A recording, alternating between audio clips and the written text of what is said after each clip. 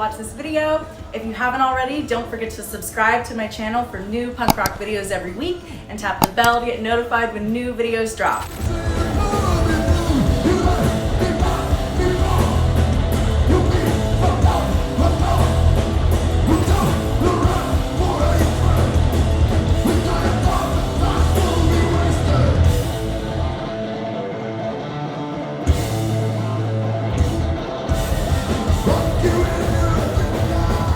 My name is Erin Micklow, and I'm here at Crash Fest with The Take. Introduce yourselves.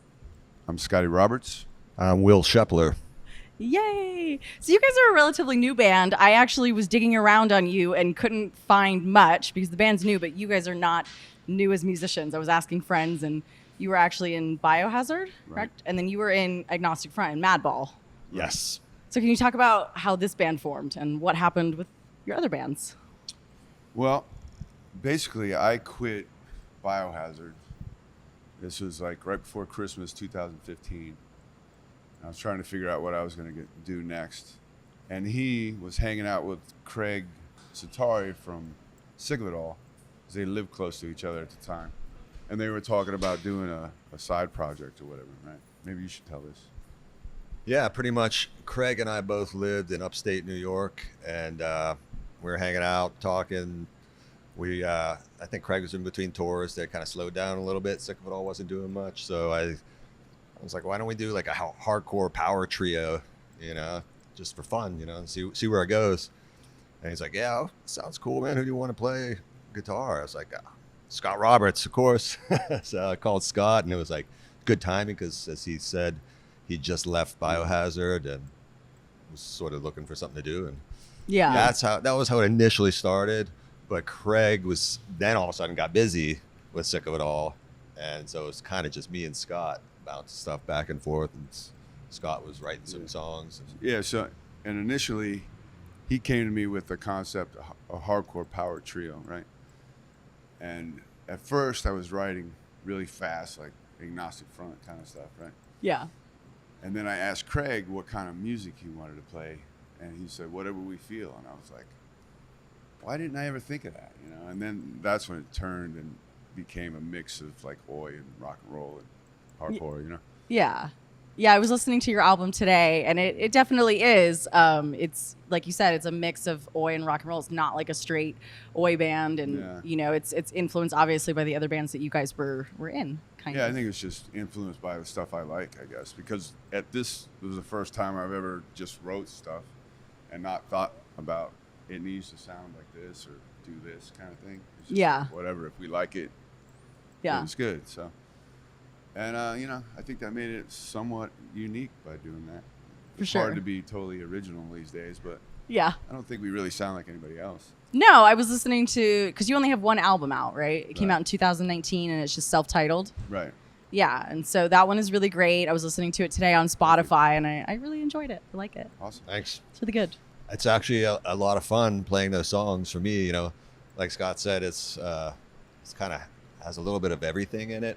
Not like being in a hardcore band, which is what I'm used to playing. It's 100 miles an hour all the time. I can sit back a little more, enjoy the music I'm playing. And it's kind of a throwback to some of the stuff that grew up listening to.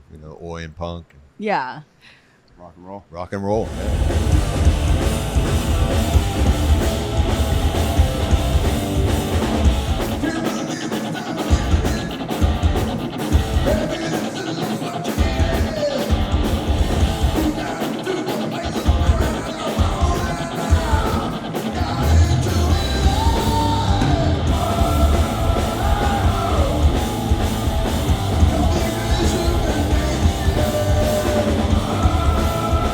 Talk about the process of making, your debut album and kind of how you guys were working on the songs and any struggles you faced. Took a long time. If you said you started in 2015, the album came out in 2019. 2016, we started working on it. But well, first we were living sort of close to each other. Yeah. And we were getting together and rehearsing stuff. And then he moved to Florida. And then we're like, now what, Yeah. But then we figured out the whole internet stuff. So he technology. would record. I would send him an idea, then he'd record electronic drums, send it back to me, and then I'd make a demo. Yeah. Then we'd figure it out from there. And, it took a long time, but there was no reason to rush anyways. And I don't usually write real fast. Yeah. I just let it come to me. When I try to push it, it just ends up sucking. It never works when you try and force something. You know, you gotta let it come naturally, and I think that's what Scott did. It's like more kind of an organic process. Instead of trying to think about something, trying to overthink something. It's has more passion and feeling to it when you just let it come naturally. For sure. Yeah. So how did you guys come up with the band name? What does it mean? He saw some movie or something, a gangster movie or something. Yeah.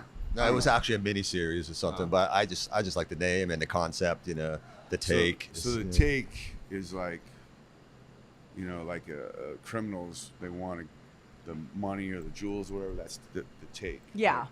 It's usually the proceeds from sort of maybe not so legal venture. You're a portion of the proceeds. Yeah. It has nothing to do with. But we're all legit on the up and up here. But we're the take. For sure. For sure. Gonna take the stage.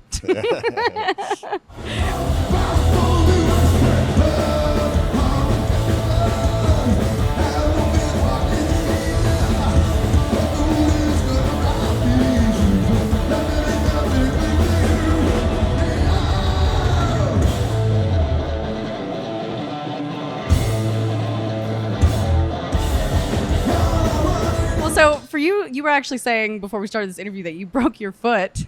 I did. You as the drummer, how has that been? It's your right foot, the one you need. Pretty terrible, yeah. and all these songs, I don't use a double pedal. I just use a single pedal on my right foot. I feel like this music needs that, and with double bass would be way too sterile and mechanical and wouldn't fit the musical style. Mm-hmm. And which is unfortunately very painful because my foot's broken. How did you break your foot? I don't even know. I think it was I think I was on a boat one day and I was barefoot. I'm hardly ever barefoot, and it just like snapped. I just bent too far. Oh my God! It was like a bone spur that I have in my foot, and then the bone spur broke.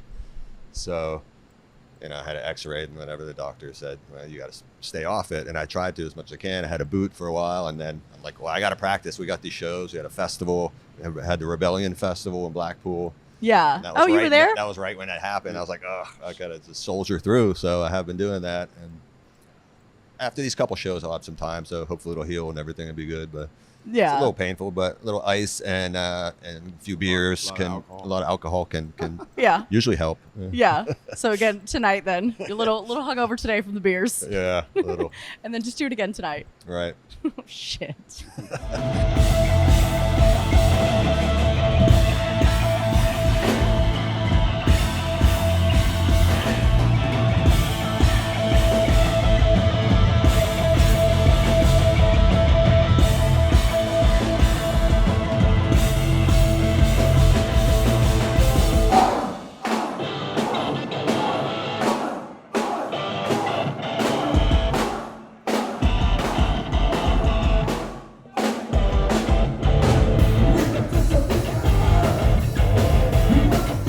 Well, so obviously you being in Agnostic Front, I did see that Vinny Stigma did some songs with you. Is that correct?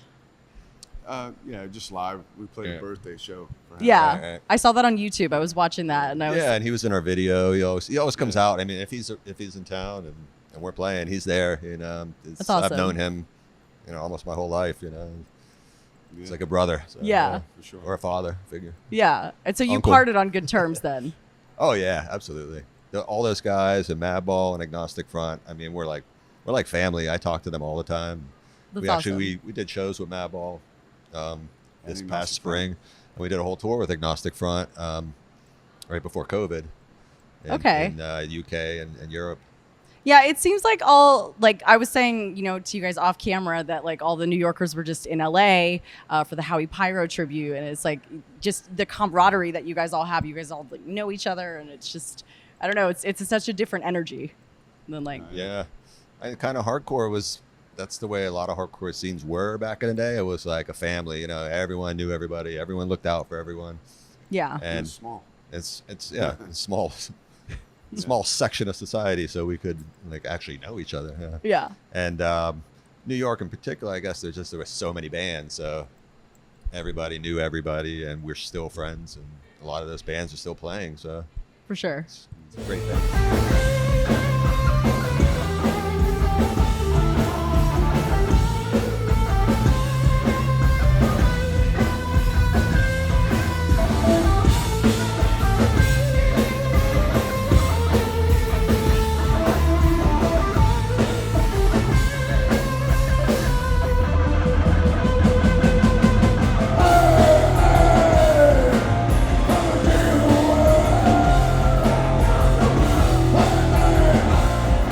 Well, so do you guys think that you'll do new music soon, since now it's coming up on like 4 years since your last Yeah, album, or we- is this I going to be mean, another like long we have stint? an EP that we're trying to get out, and we've had some problems with labels, and it's taken a long time. So I can't tell you a date that it's going to come out, but it's Yeah. a really good EP though. Yeah, we got five brand new songs, EPs. We're gonna It's play- ready to go. We're We're gonna just play at finding the least right home 2 tonight, Yeah.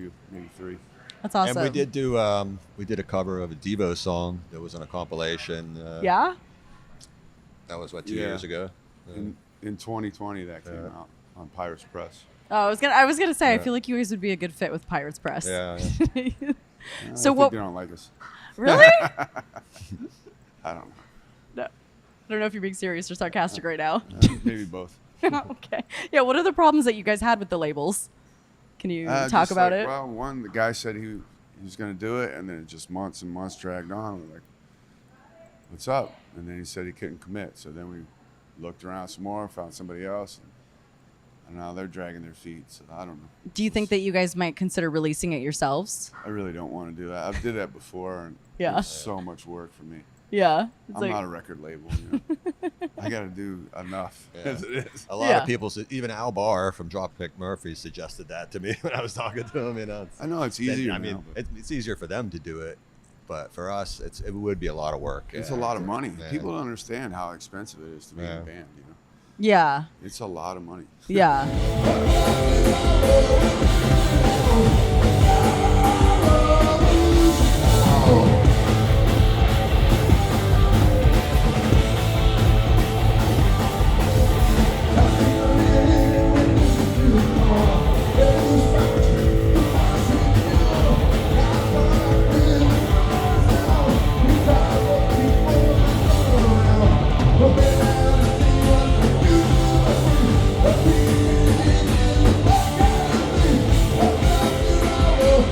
Can you talk about some of that? Like, obviously, I interview bands all the time, but I'm not in a band. Aside from the Yeah. touring expenses, can you talk more about that for people watching that maybe don't? Everything costs money. Though, Yeah. and people don't get it. And like starting a new band, you're not just getting paid like you're. It's not like I'm getting paid like Biohazard was. You know. Yeah. Most of the time, we're not getting paid anything, and we pay for flights to go Yeah. play shows and stuff, just because we want to do it. You know. Well, and it's, you know, you have to get the band name out there of like, how are people going to know who you are? Like, they know who you are as individuals, but when you start a brand new band, it's like, who's this? Even when I was researching you guys, I was like, who are these guys? Like, I can't really find much on you. Yeah. So, Yeah, I mean, we are lucky in a way that because we have played in so many other bands and do know so many people. yeah. We do get some good shows here and there, and you know, try and Yeah. use some of my contacts if I can. Yeah. Which would be harder for a new band of unknown musicians. Yeah, that For have sure. never toured and don't have Yeah. those industry connections. Right. Yeah. Well, so what else is coming up for the band aside from trying to get the EP out? We're playing a show in next week. 2 shows. We're playing in LA and New York City, and then I think we got to start working on some new material Yeah. besides the EP too. Yeah, maybe another full length. I don't know. You know, we were kind of trying to get the EP to come out at the beginning of next year and then ramp up next year's touring thing and all that, but it's all. Yeah. I don't know. COVID just screwed everything up. It did. Yeah. Yeah. I mean, We our were album- really yeah. like we had a lot of momentum going into 2000 or 2020, Yeah. and then when that happened, just poof, you know, like all that work and stuff we were doing. Yeah, I mean, now it's kind of like we're playing still on our old album, but it's kind of new for a lot of people who, you know, Yeah, I mean, a lot of bands went Don't through that. know. It was like they released albums in 2020 and then didn't get to tour their new album, and then Right. it's like now they're finally touring it, but it doesn't have the same. You don't have the same push. Yeah, that because initial push. for and you, so- it's not really new anymore. It's like you're like these songs so, are. So we were trying to get the EP out, like Scott was saying, so that we could set up shows in the spring and summer. That's festivals in Europe And that's whatever another tours thing and- is that people probably don't realize is like vinyl's a big thing now again, but vinyl takes like 8 months to press now. Yeah, And I've heard that 7 inches could take 16 months to press, yeah, I've heard this from a lot of all- bands all that they're because of just Adele, like, right? Yes. That's what they say, that Adele like made them stop printing everybody else's stuff and print hers. because she's gonna sell more. Yeah. She's like, I need them. She needs all the production I know. to press heard there like was 40 million records, so nobody else could do it. That sucks. Yeah, I heard there was a place that burnt down too. There's not that many places in the world that actually do it Yeah, that are anymore, pressing. which Yeah. seems ridiculous. Like you'd think people would be jumping on the bandwagon all over the place, but Yeah. it is what it is. So that's I guess an obstacle we'll have to deal with. Yeah. I mean, it could always be worse. Last night I was talking to Mark from Booze and Glory. You guys are doing those shows coming up with them. And he was saying that like when COVID hit for them as a band, they had spent like $6,000 on visas, and they were just like, no, you don't get your money back and you don't get a credit. Yeah. It's just like, whoa, like Yeah. that's fucked. It's like, Totally. seriously? Like not even just like a credit for future travel? Like, Yeah, Yeah. that is fucked. so it could always Yeah. be worse. Definitely could be worse. It Yeah. could always be And worse. we made it through though. So. Yep. Oh man. Well, I'm really excited to see you guys play tonight. So I'm going to close with that and say thank you so Awesome. much for taking Thank the you. time. Yeah, thanks to All you. Yay. This is Scotty Roberts And Will Shepler, from The Take. and you are watching Last Rockers TV.